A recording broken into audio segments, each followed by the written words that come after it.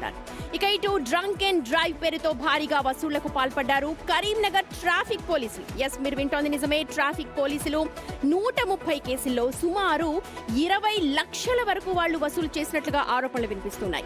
కోర్టును తప్పుదారి పట్టించి అసలు నిందితుల స్థానంలో ఇతరులను హాజరుపరిచినట్లుగా తెలుస్తోంది.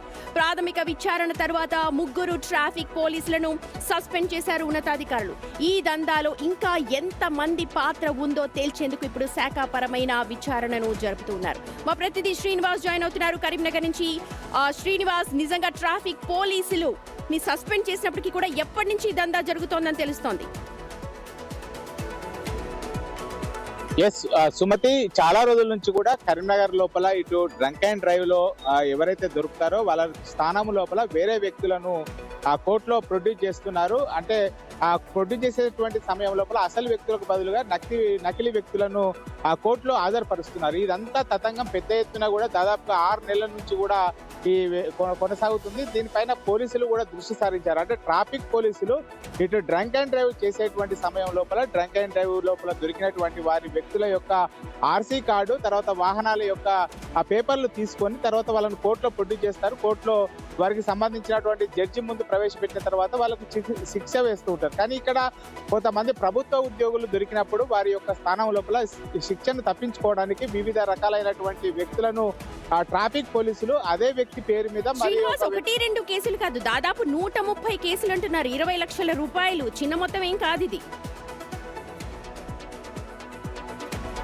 ఖచ్చితంగా ఇటు 130 కేసుల లోపల వివిధ రకాలైనటువంటి వ్యక్తులను, అంటే వేరే వ్యక్తులను కోర్టును తప్పుదారు పట్టించి ఆ కోర్టులో జడ్జి ముందు ప్రవేశపెట్టారు. అంటే ట్రాఫిక్ పోలీసులు, కరీంనగర్ ట్రాఫిక్ పోలీసులు ఎంత హుషారుగా ఉన్నారో మనం అర్థం చేసుకోవచ్చు సుమతి. ముఖ్యంగా 20 లక్షల రూపాయలు వారి దగ్గర నుంచి అక్రమంగా 130 కేసుల లోపల డబ్బులు వసూలు చేసుకున్నారు. అంటే ఒక వ్యక్తికి బదులుగా డ్రంక్ అండ్ డ్రైవ్ లో దొరికినప్పుడు ఆ వ్యక్తి బదులుగా ఇంకొక వ్యక్తిని కోర్టులో ప్రొడ్యూస్ చేసినప్పుడు అతని దగ్గర డబ్బులు తీసుకొని ఆ వ్యక్తికి బదులుగా ఇంకొక వ్యక్తిని కోర్టు లోపల జడ్జి ముందు హాజరుపరిచారు. ఇదంతా మొత్తం కూడా దాదాపుగా చాలా రోజుల నుంచి కూడా కొనసాగుతున్నటువంటి దందా. దీనిపైన పోలీసులు దృష్టి సారించారు. ఇప్పటికే 3 పోలీసులు, అంటే ఎవరైతే కోర్టు ఏం చెప్తున్నారు మరి శ్రీనివాస్? దీనిపైన సస్పెండ్ చేశారు, సరే ఫర్దర్ గా ఇలాంటివి జరగవు అని చెప్పి భరోసా ఇవ్వడానికి ఎలాగ ముందుకెళ్తున్నారు మరి?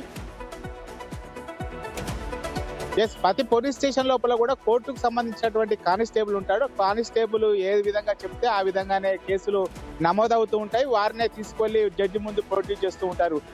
కానీ ఇక్కడ మాత్రం చాలా విభిన్నమైనటువంటి కోణాలు బయటకు వచ్చినాయి. దాదాపుగా 130 కేసుల లోపల వివిధ రకాలైనటువంటి వ్యక్తులను, వేరే వ్యక్తులను ప్రొడ్యూస్ చేశారైతే దీనిపైన ఇప్పటికే కరీంనగర్ సిపి చాలా సీరియస్ గా ఉన్నారు. 3 వ్యక్తులను కూడా సస్పెన్షన్ కూడా చేశారు. వాళ్ళని రిమూవ్ చేసేటువంటి అవకాశం ఉన్నట్టుగా తెలుస్తుంది. కంచే చేను మేసింది అన్న చందంగా ప్రశ్నిస్తుంది. మరి ప్రజల్లో నిజంగా విశ్వాసం రావాలంటే కఠిన చర్యలు చేపట్టాలి.